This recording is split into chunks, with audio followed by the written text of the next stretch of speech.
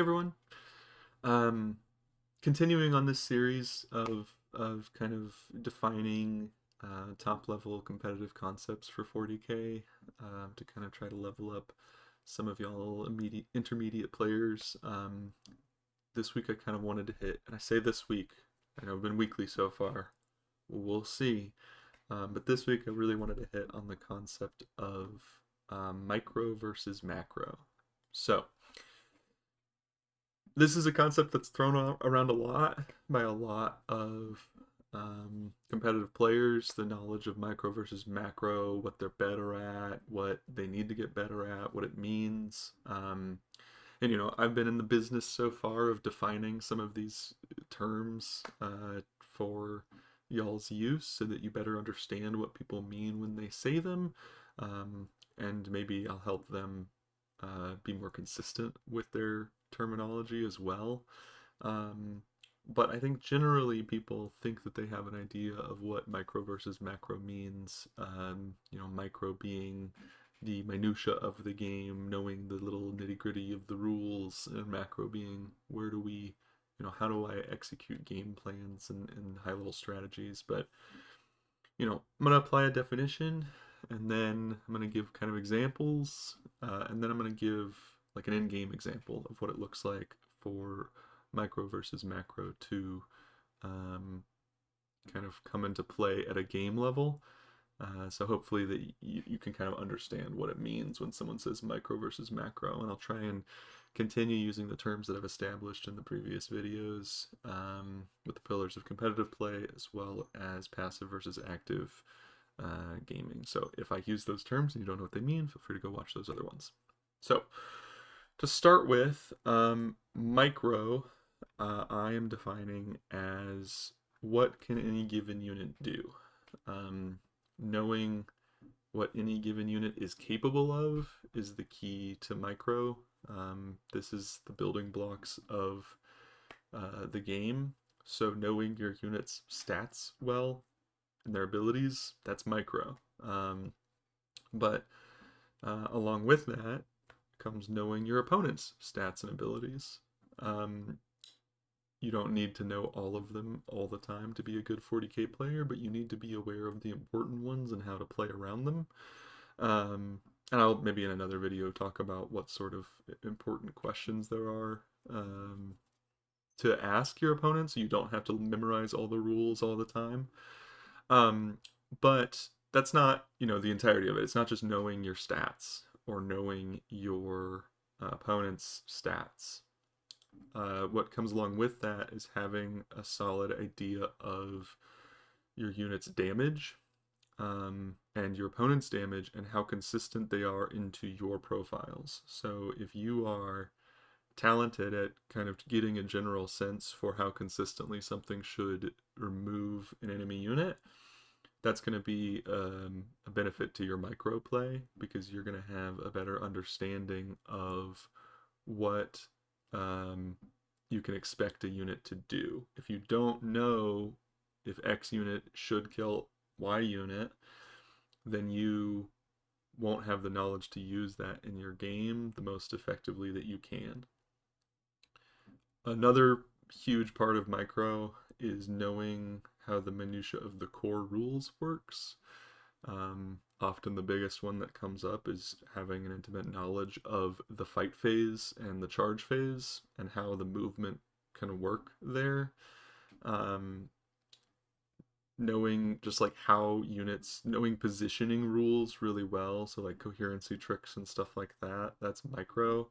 But in the charge phase, knowing I have to end closer, but I can use that to swing my unit. If as long as I'm not basing or as long as I stop my unit from being able to base, I can swing my unit around and I can get a lot of movement off of it. And knowing how to use tricks like that to charge an enemy unit or even heroic an enemy unit that you don't necessarily want to kill, but you just want the movement off of, or understanding how to hit cascades is what it's often referred to, where you are a melee army and you send two melee units in, one kills the first rank, and then you pile into the second rank that's trying to be protected, and you are able to kill it. armies like World Eaters with their 6-inch pile-in, or any army with 6-inch pile-in gets a lot of value out of that because it extends their threat range pretty significantly. That recognizing your unit's abilities and how it can, do what it wants to do and how it can get activations where it otherwise wouldn't is really important. But along with that, recognizing your opponent's abilities is really important. So knowing, can your unit, can your opponent's army fall back and shoot, fall back and act? Can your opponent shoot well in combat? Can your opponent fights first? Can, like, the things that your opponent is able to do and vice versa not able to do, will give you insight into what you can therefore do on a larger sense. So there's a lot to this game, and micro's hard to teach. It's one of those things past just knowing your unit's rules, which you can do on your own. The micro of the game, because of how complicated 40K is something that you build up over time.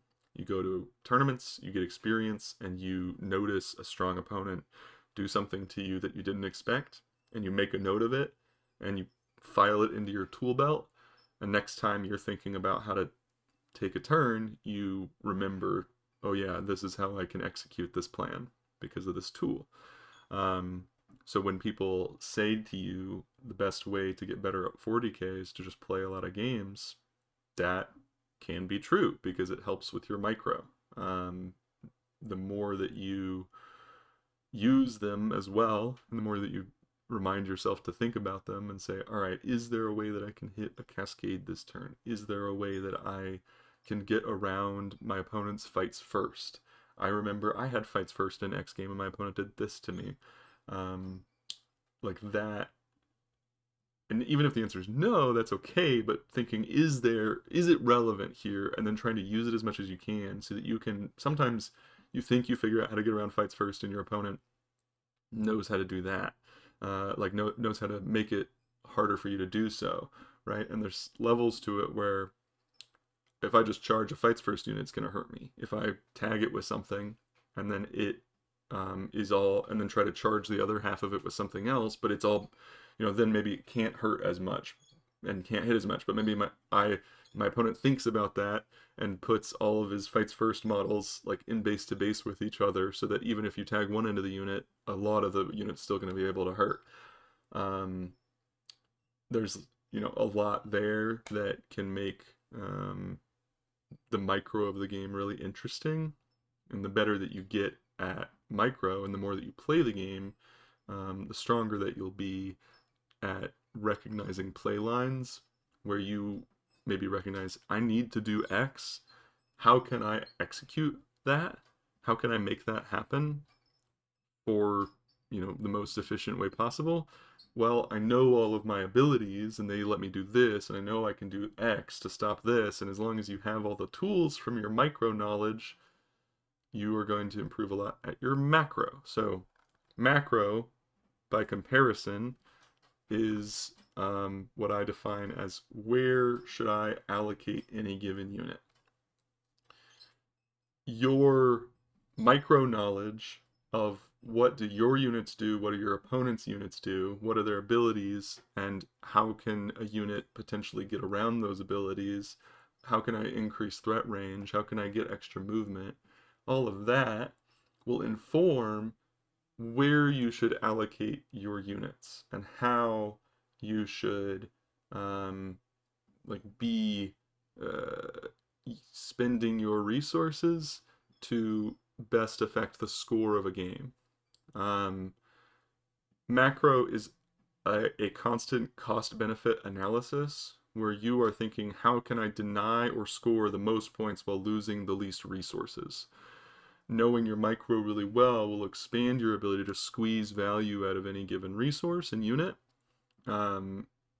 because you will get more value out of each resource. And it's why oftentimes strong players will go into bad matchups and still win, because they know their micro so well that even in a bad matchup, they can squeeze more value out of every unit than their opponent can, and so they can win the game regardless. Because they know their micro and then can use that micro knowledge to put the units exactly where they should go to score the most points. And it is, a way that an army that, an Emperor's Children player might think, I have a bad matchup in a Knights. You can still win that matchup if you have a, differential in micro and macro skill from your opponent.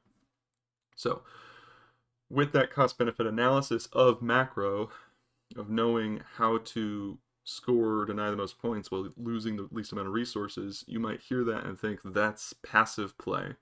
You define that in your last video as passive play, but it's different because passive play and active play are decisions that you make in your turn where you decide whether active or passive play is the most relevant thing for you to go do with your turn. If you choose active play, it means that you are deciding that the best way for you to score and deny the most points while losing the least resources is for you to go and attack your opponent aggressively and overexpose, because your opponent's going to get activations next turn and you want to limit those as much as possible, and the best way to do that is by becoming active. And like I defined in the last video, that can happen either where your opponent forces you into it, where you are exposing enough resources that your opponent's going to activate their army at you anyway, or if you are going to lose in a passive play line and you need to take the active play line to jump into the game and try and get things, shake things up. Those are all ways of recognizing active play, but they're recognizing that if you don't take an active play line, you won't score, or you won't score enough points and you'll lose on points.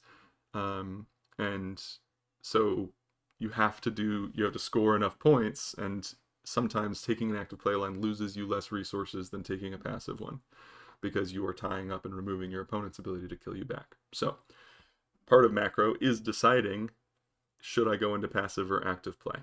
In passive play, you're cost benefiting how you can deny and score points while exposing the least resources. In active play, you are limiting opposing damage while also scoring points. Thinking about another part of macro is thinking about risk, and what, in a cost benefit analysis, part of it is thinking, what's the risk of any given decision that I can take? Thinking, what risks do I need to take to win? Having an understanding of where the game is trending, and so knowing, okay, if I just let things play out like this, I could see myself losing. I had a game where I was playing against the Raven Guard, and I had an opportunity to go for a 9-inch charge into my opponent with a reroll, which is a 45% chance of succeeding. And if it failed, I would just have a Gene Stealer in the win. But if it works and I kill my opponent's entire, brick of Vanguard vets, it takes away their ability to control the board for the remainder of the game. So saying there is a 45% chance for this to work and I instantly win the game. If it doesn't work, I'm not necessarily going to lose. I lose a unit, but I still am able to do what I'm doing otherwise. I'm willing to take that chance, because what I'm doing otherwise is probably likely to work, but it's not necessarily dependent on these Gene Stealers, so I'd like to take the chance to swing the game otherwise. And maybe it decreases, if those Gene Stealers die, it decreases my chance to win passively by 5%. Or, this is a passive playline potentially either way, but it says I'm going to lose by 5% more chance to win that way. But if it works, I automatically win. And so it's like, yeah, I think that's worth the trade, and recognizing when it's time to take risks that you otherwise wouldn't take. Go for those 9-inch rerollable charges because you need to get back in the game, and your opponent sillily let you have that chance. Part of macro is predicting the remainder of the game, knowing, hey, what does it look like the rest of the game is going to be? This comes up a lot in teams play, where you need to predict what your score is going to be at the end of the game. But in singles play, knowing where the game is trending will help you decide whether you need to switch into active or passive play. Also, on a general turn sense, it's saying, like, all right, if I need to score X points and limit X amount of damage, here's the best way that I can do that with my units that I have on the table. Um, and doing so, even if you need to make the decision to limit your opponent's damage and uh, in doing so you lose out on an objective and scoring an immediate point, part of macro is saying, I know for the rest of the game, killing this unit is going to score me more value than the 3 points on this secondary that I could get otherwise. So I'm going to ditch it, get a CP, and go kill this opposing resource, and in doing so win the board space that I will be able to score all those points back anyway. Part of that is determining that you are going to be you're more likely to win if you take aggressive lines versus just going for points. And that is a really relevant way to think about how is the rest of my turn going to shake up and shake out, and what should I do to maximize the scoring for the rest of the game, not just the rest of the turn. Knowing where a unit should be, where you should allocate any given unit, is also about knowing whether a unit should be in your list at all. So list design falls into macro play. It also falls into micro play, like knowing what a unit can do is relevant to putting it in your list or not, but far more important is knowing how you are generally using resources over the course of the game. Because if you have a base level micro understanding of what any given unit can do, but you don't really know much else than that, you don't know other unit armies, you don't know anything like that, but you just know, hey, in general, it's nice to have a couple chaff pieces, a couple durable pieces, stuff like that. You're going to be able to recognize better what units you should fit in your list as you improve your macro play. Part of that falls into the 3 pillars of competitive play, where when you're designing your lists, you have a lot more options on a macro sense when you have more deliverability, and it's why a lot of strong players lean towards that, because you, with more deliverability, have more places that you can allocate a given unit. And that's why often I think of it as the strongest pillar of competitive play. But having consistent damage and knowing where to put that consistent damage, as well as when you should put out durable trading pieces, all of that is part and files into a good macro player's list building technique. Macro compared to micro, I would say, is less likely to be improved by someone just playing games. I think it does, but you have to be a lot more intentional about what you're doing in each game to improve at your macro play. If you just play every game, at the end of the game, you go, oh, if this dice roll went a little bit better, or even if you don't blame dice and you go, I'm not really sure what happened, or you and your opponent identify like one thing and you're like, oh man, if that had worked, I would win, or maybe I should have ingressed this over here. Like, usually that's not enough to truly improve your game sense. Some people just have strong game sense right off the bat, but it doesn't mean that you can't improve at it. It's just that's where a lot of the value of coaching might come from, or having a really strong player locally that you can actually reflect on your games more seriously, taking pictures of your game every turn and then really thinking through, like, how could I have allocated these resources differently. That is going to be has to be a more intentional battle to get better at it, I guess I would say. And again, it's not that you can't if you just like play games, but it requires effort more than micro does. Micro, you will pick up the tools over the course of your game. If you want, you can just read it. You can watch games and stuff and you'll just pick it up. It's not that you shouldn't be intentional there either, but macro's harder. to understand. And at the same time, to have good macro, the best macro, it's often about knowing your micro. I would say the least important micro to know, like the back of your hand, is your opponent's like stats. It's not that important.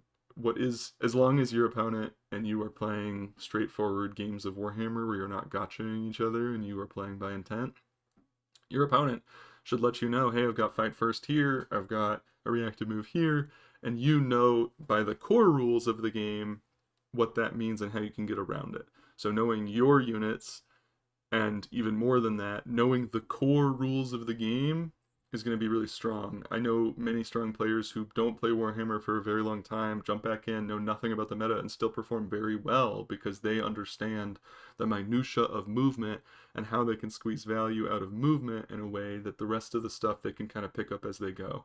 They can think to themselves, their opponent can start talking about, oh, my unit has X stats and strength 12 and AP 3, blah, blah, blah, blah, blah. And in their mind, all they hear is, that one does damage. That one does damage at range. That one does damage at melee and moves 10. Like the important stuff gets locked in, and they don't have to take everything in because they know, as long as they keep in mind X unit has fights first, X unit moves 10 and is good in melee, X unit probably doesn't kill me that well, they're good to remember that for the rest of the game. And execute macro plays off of it.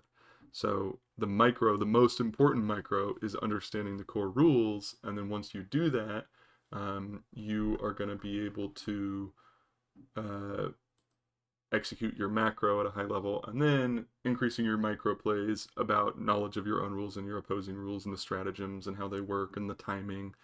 All of that will improve as well, because it will also improve your macro.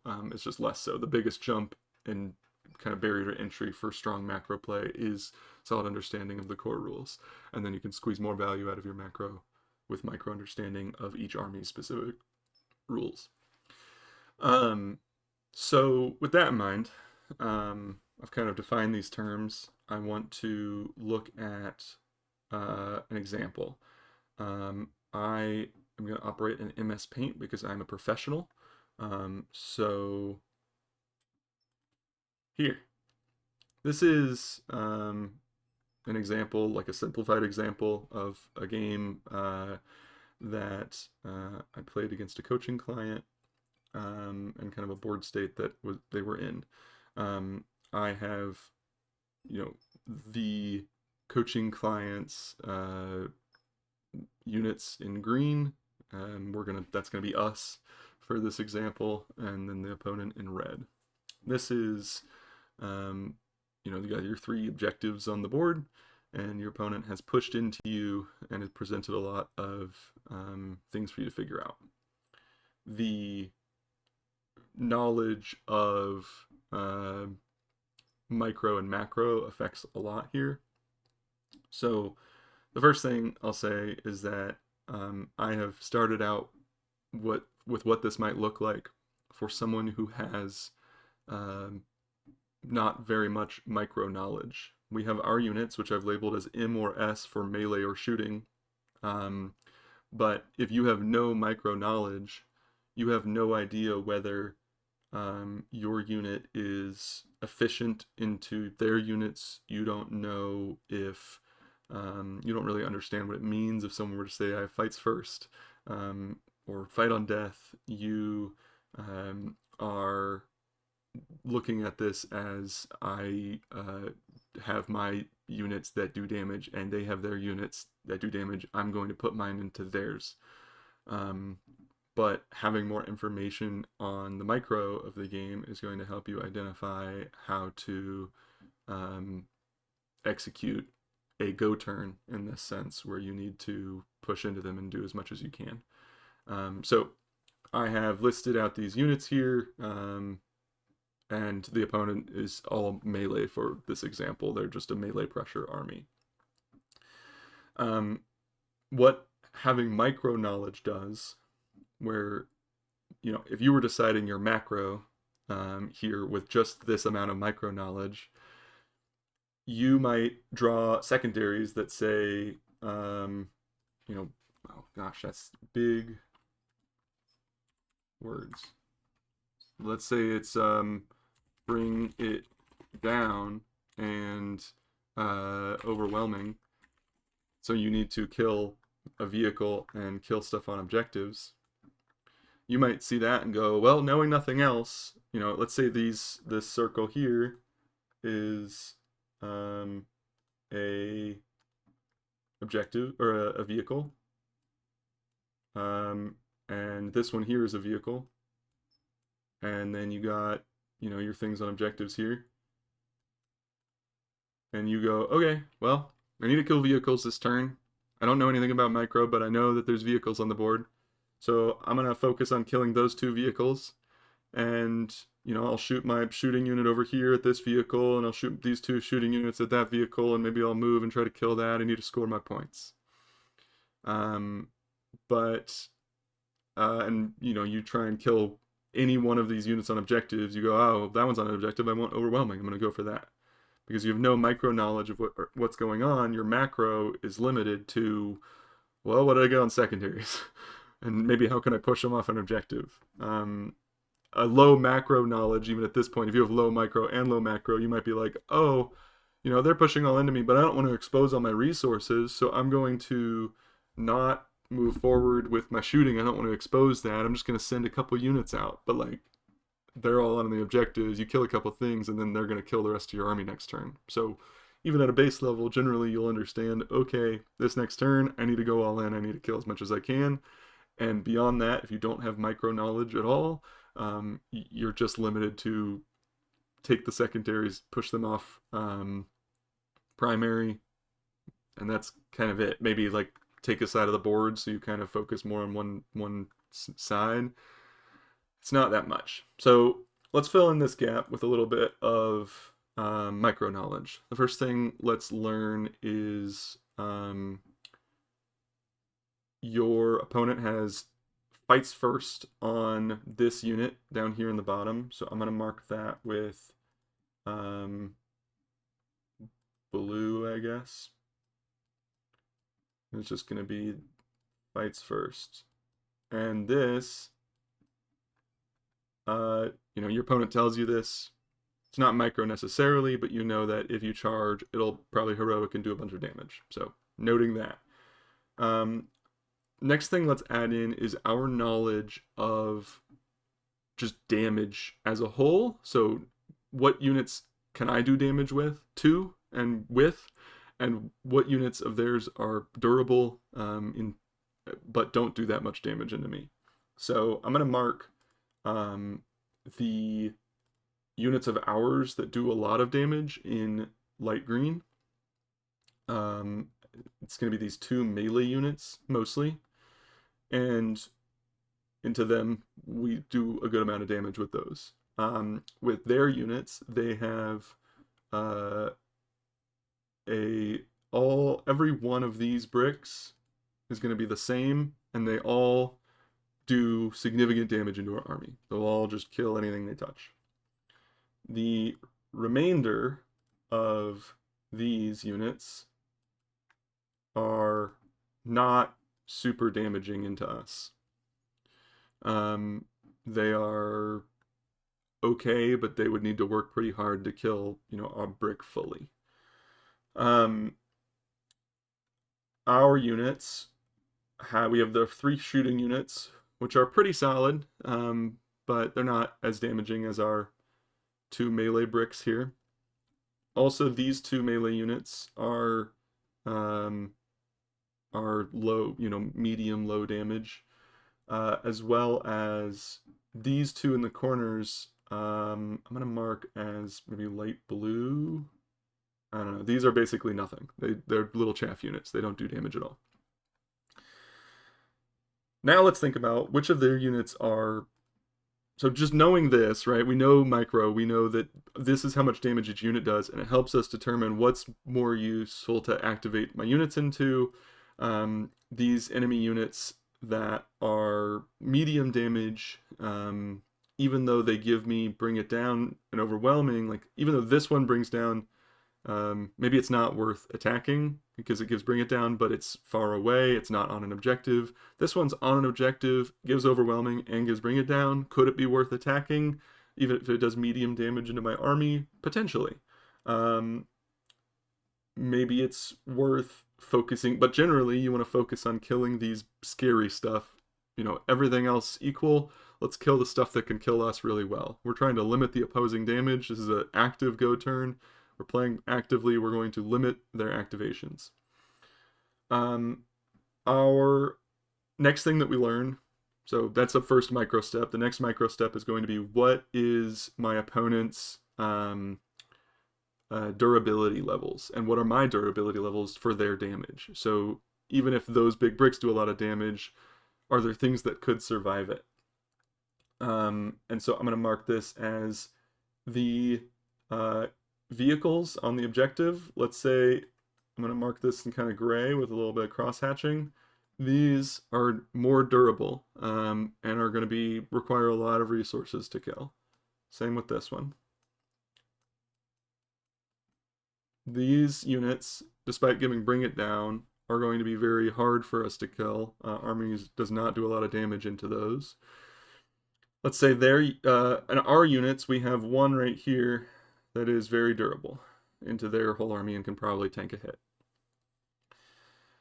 So now with that knowledge, we go, all right, you know, bring it down's 4 points, but for me to kill a durable unit that doesn't do a lot of damage, I would have to use a lot of my resources and not necessarily get the value out of it that I want to get. So I'm going to make the executive decision that because it's an active go turn and my focus is on removing my opponent's damage, that putting all my damage into a thing that I might not even kill, that is very durable, that doesn't do a lot of damage to me, I'm going to make the call that that's not worth it. I think that's the right call. You know, factoring into that this one over here is not on an objective, we're not going to focus on that at all.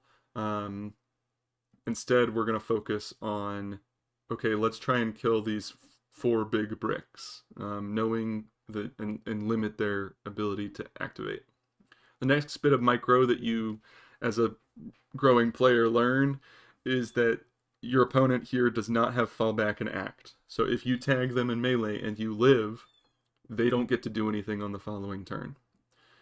So recognizing, okay, if I tag them and I live, they are stuck, and they don't get to hit my scary stuff as much, is really important. And it lets you go, okay, well, of my unit, my durable low damage unit here, if that thing tags something, then it doesn't die, likely, on the hit back, and then they don't get to do anything next turn, and that's pretty much equal to removing that threat. So you can go, all right, if this unit walks in and I sent it in to go tag this unit, I can basically count that enemy unit off as killed for the next turn. I've removed their damage power and started to put pressure on the middle as well. The next thing to know is what how can we get around fights first? I might, you know, if this unit can heroic, then we don't want to charge over here into this, because then we'll get heroic and die before we do anything with our big scary melee unit. Maybe we think if they have fight on death, it's like, well, maybe they kill me anyway, but that's, you know, 2 CP and we kill the resource before our resource dies before that. So the first thing to think about is, how can I you know, remove this enemy unit and get value out of this one, where if I'm going to, you know, let's say that this durable unit only has the movement to go hit the middle and it can't get to the sides, then sending this Gene Stealer unit, I'm saying Gene Stealer, now you know that this is a Gene Stealer example, this melee scary unit, anyway, if we send it in over there, we're wasting our efforts. We've already removed that resource with our durable unit. So we really want to send it into one of these two, But if we do, this fights first unit will kill us. So we need to find a way to remove the effectiveness of that unit. Let's say that there is no um, terrain on this board, and all of these exocrines, which are, I'm revealing all the Tyranid stuff to you now. Let's say all of this exocrine, this medium damage shooting unit, can see this fight's first unit. Hey, that's priority number one, because if you want to get value out of this melee unit, you need to kill the fight's first unit. So let's shoot everything there until it's dead or not worth anything. And then with whatever's left, we can kill the remainder. So we can say, all right, I'm going to shoot my shooting units at the fight's first brick.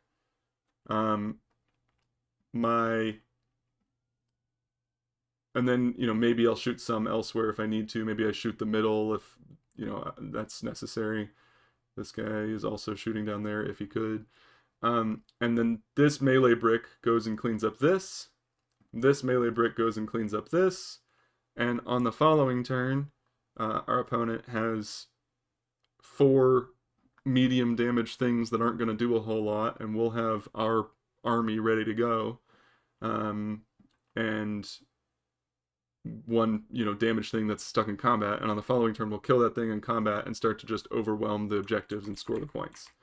Let's say, this one's going to stay, but let's say that there's a wall in place and now the shooting units can't see, or not all of them can see the fight's first unit.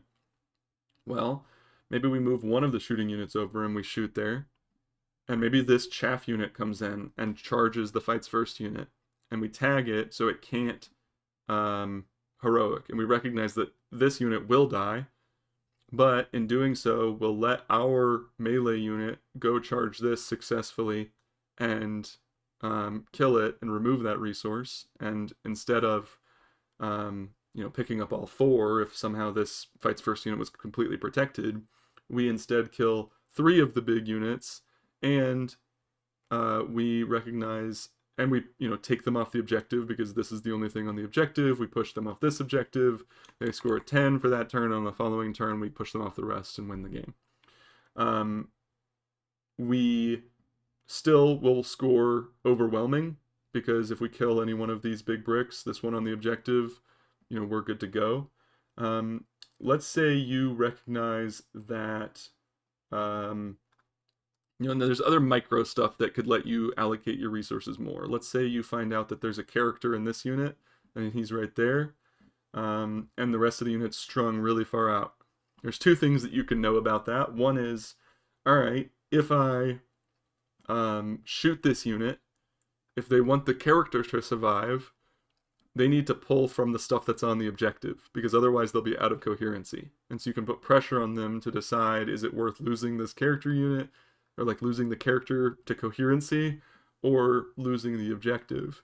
And it can put pressure on them in a really awkward way. The other thing it lets you do is you could tag one side of this strung out squad, and if the rest of the models, if any models are outside of 4 inches of you, they're going to get stuck and not be able to fight, and make it a lot easier to tag them because they can't fall back and act. So that is kind of an example of how to think it through, right? If everything works out well here with the resources on the board, you should be able to remove your opponent's big bricks and tag, your opponent's stuff so that they can't activate with it. And then on the following turn, you should have a resource advantage to be able to win the game. But if you don't know any of this, and these are all just gray blobs where you don't know any of the damage and you don't know any of the durability, and you only see bring it down overwhelming, you can allocate incorrectly. You could focus on, hey, I'm going to put something into this, or I'm going to send this guy over here to deal with that. And, you're prioritizing maybe clearing off an objective when all this stuff in the middle, if it lives and it isn't tagged, it's just going to run you over anyway. So we're going to take a step back on thinking about scoring points necessarily, although we're just going to focus on scoring points by living for another turn by stopping them from doing damage. And once we do 2 turns of activations into them, we'll score all the points we want. That is, a really important. I hope that that helps, you think about what that might look like. I think this is, this example is from a, hybrid army of shooting and melee, but um, thinking about if you were the melee army, you can start to realize like, oh, micro wise, if I string out like this, I'm going to be easier to deal with. Or if my fight's first unit's out in the open, they're going to shoot it first. So I need to make sure that that one is more safe. Or I could save it as an ingress threat and like heroic with it or something, right? Like there is um, a lot to knowing what your opponent can do, knowing the core rules and how they affect you, and then planning around them to get the most value out of your unit. If you know that you can't be tagged, you have to squish all your units together so you get the most amount of them to fight as possible. And you can like heroic to make sure that you get free. That is all like relevant parts of the game. So that is kind of going to conclude my micro versus macro. If you have any questions about it, feel free to ask as always.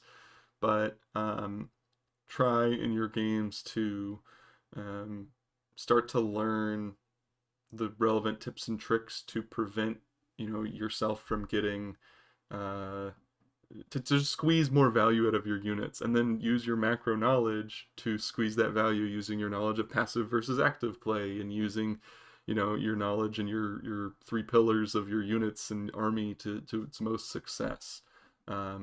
All of that is going to serve you well. So I hope this helped. I'm going to continue thinking about these concepts and trying to define them, but until next time.